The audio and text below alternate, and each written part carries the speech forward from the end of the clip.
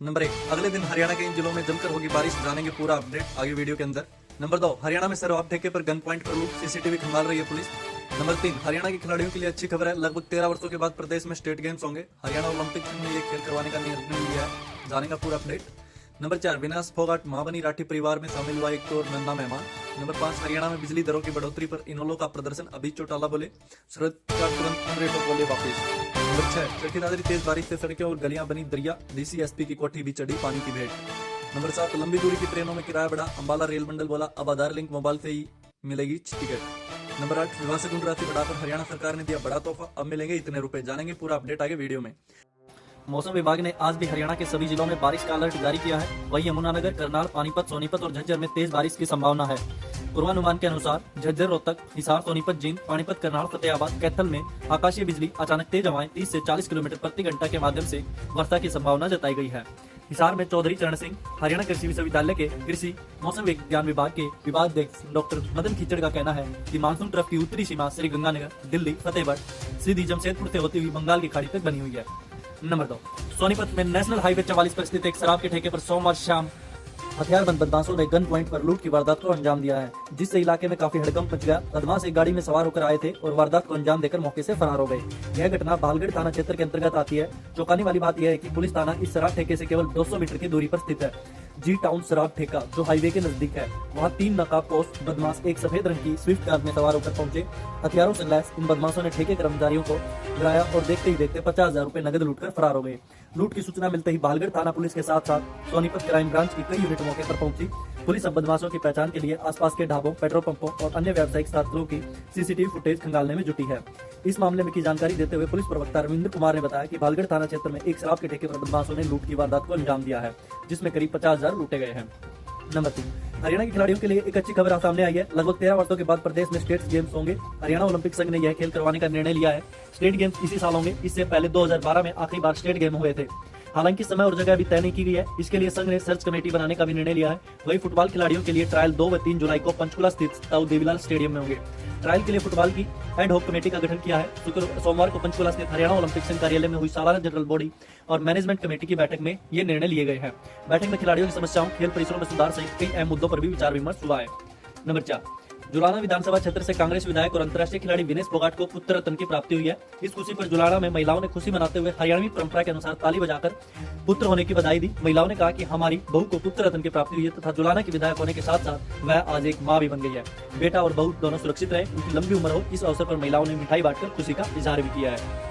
Number 5, Haryana में बिजली दरों की बढ़ोतरी पर इनेलो पार्टी ने आज प्रदर्शन किया। मंगलवार को सुबह 10 बजे इनेलो के राष्ट्रीय अध्यक्ष अभय सिंह चौटाला की अध्यक्षता में सेक्टर 6 स्थित जाट भवन पंचकुला में पार्टी कार्यकर्ता जुटे और प्रदर्शन किया। प्रदर्शन के बाद मीडिया से बात करते हुए इनेलो के राष्ट्रीय अध्यक्ष चौधरी अभय सिंह चौटाला ने मीडिया से बात करते हुए कहा कि बिजली के दर बढ़ने से आम जनता पर असर पड़ा है और परेशान हो रहे हैं। उन्होंने कहा कि इनेलो ने फैसला लिया कि हरियाणा सरकार इन रेटों को वापस ले और आम आदमी की राहत दे। नंबर 4, दादरी शहर में करीब 2 घंटे की तेज बारिश से जहां सड़क की सड़कें, गलियां पूरी तरह से पानी हो गई है, वहीं उपायुक्त व पुलिस अधीक्षक के निवास विजल बरा की भेंट चढ़ गए हैं। ऐसे हालात हैं कि बाजारों में चारों तरफ पानी दिखाई दे रहा है। राहगीरों व वाहन चालकों को भारी परेशानी उठानी पड़ रही है। कई स्थानों पर दुकानों व मकानों के अंदर तक भी पानी पहुंचा है। वहीं तेज बारिश के बाद बूंदाबांदी का दौर जारी है। ऐसे में और बारिश होने की संभावना है तो लोगों के समक्ष और विकट समस्या खड़ी होगी। बता दें कि मौजूद मानसून सीजन में दादरी शहर के कई बार तेज बारिश हुई है, लेकिन जब भी तेज बारिश हुई है पानी निकासी के पुख्ता प्रबंधों के अभाव में लोगों समक्ष परेशानी सामने खड़ी हुई है। सोमवार व मंगलवार को भी रुक कर बारिश होने के कारण शहर के लुहारू चौक, बस स्टैंड रोड, रोहतक चौक के समीप कोर्ट रोड के अलावा अनेक स्थानों पर जलभराव की समस्या बनी हुई है। कई स्थानों पर वाहन पानी के अंदर ही बंद हो गए, जिन्हें बाद में धक्के देकर बाहर निकालना पड़ा है। नंबर 7, रेलवे ने लंबी दूरी की यात्रा करने वाले यात्रियों के लिए बढ़े हुए किराए की दरों को 1 जुलाई यानी कल से लागू कर दिया था। हालांकि लोकल ट्रेनों और मासिक सीजन टिकट एमएसटी धारकों को इस बदलाव से राहत दी गई है। एक्सप्रेस और सुपरफास्ट ट्रेनों पर भी लागू होगी। अंबाला रेल मंडल के वरिष्ठ वाणिज्य प्रबंधक नवीन कुमार ने बताया कि अब केवल उन्हीं यात्रियों को टिकट मिलेगा जिनके मोबाइल नंबर आधार कार्ड से लिंक होंगे। इसमें क्या क्या बदलाव हुए हैं? रेल मंत्रालय की अधिसूचना के अनुसार 500 किलोमीटर से अधिक दूरी की यात्रा पर ही बढ़ा हुआ किराया लागू किया गया है। साधारण टिकट और मासिक पास पर कोई असर नहीं पड़ेगा। 500 किलोमीटर से ऊपर की यात्रा किराए में 5 रुपए से 15 रुपए तक की वृद्धि की गई है। पहले से बुक रिजर्व टिकट पर कोई अतिरिक्त शुल्क नहीं लिया जाएगा, वे पुरानी दरों पर ही मान्य रहेंगे। नंबर 8, सीएम सैनी ने मुख्यमंत्री विवाह सगुन योजना की राशि बढ़ाकर 51,000 रुपए कर दी है।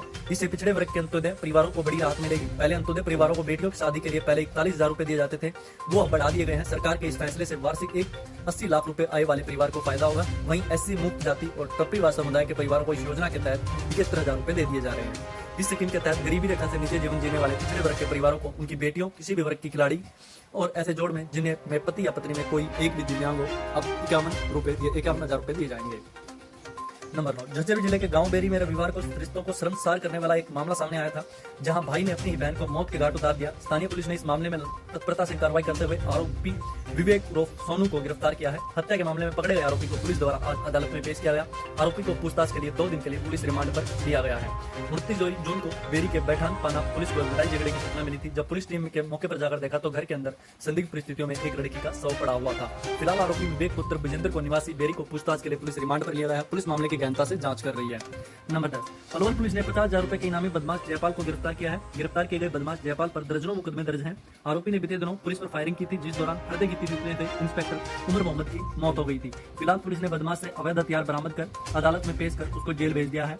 डीएसपी क्राइम मनोज वर्मा ने बताया कि 19 जून को वाहन चोर निरोधक दस्ते के तत्कालीन प्रभारी इंस्पेक्टर उमर मोहम्मद को सूचना मिली कि बहिन निवासी जयपाल किसी आपराधिक वारदात को अंजाम देने के लिए एक अन्य साथी के साथ जाएगा, जहां आरोपी व उसके साथी ने पुलिस पर फायरिंग की थी। इस दौरान आरोपित का पीछा करते हुए वाहन चोर निरोधक दस्ते के तत्कालीन प्रभारी इंस्पेक्टर उमर मोहम्मद की हृदय गति रुकने से मौत हो गई थी। नंबर 11, अंबाला के सदर बाजार में कल सांडों ने खूब तांडव मचाया, जिससे कई मोटरसाइकिलों को व एक कार को नुकसान पहुंचा है। दुकानदारों ने डंडा लेकर व पानी डालकर हटाने की बहुत कोशिश की, लेकिन वे हटने का नाम नहीं ले रहे थे।